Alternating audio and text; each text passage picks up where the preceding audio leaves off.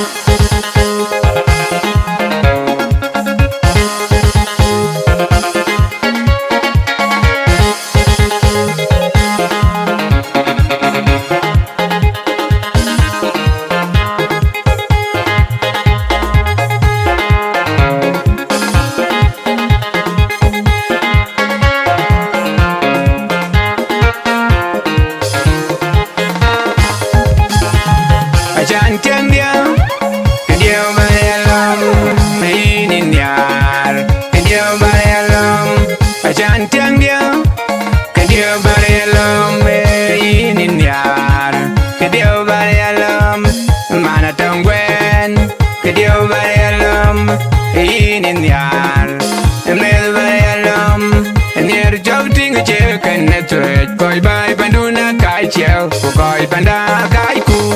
Video bari alam, Nhier koi karo, bayan Nhier ka jalum ben berat tendu kongam. Nhier koi karo, bayan Nhier ka jalum ben berat tendu kongam. Nhier koi karo, bayan Nhier ka jalum ben berat tendu kongam. Nhier koi karo, bayan Nhier ka jalum ben berat tendu kongam. Derin ke dia du kongam, walu ma jirali, elum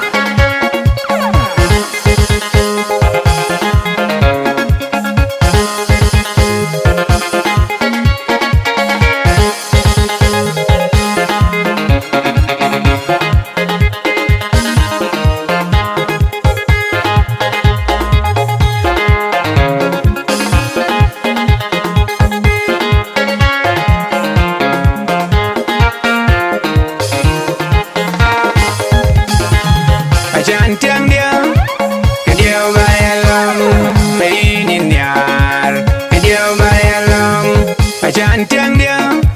Kedio bari alam in yar Kedio bari alam Mana tangwen Kedio bari alam in yar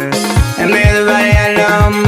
Nhier jog ting chicken netwet Koi bai panduna kai chiel Koi panda kai ku Kedio bari alam Nhier koi Karou bayan Nhier ka jang lum ban barad Tindu kongam Nhier koi Karou bayan Nhier da jang lum ban barad Tindu kongam Nhier koi Karou bayan Nhier ka jang lum ban barad Tindu kongam Nhier koi Karou bayan Nhier da jang lum ban barad Tindu kongam Ite in ke dia du kongam Wela luma jirali Lum kan ye jirali Ke te ku kele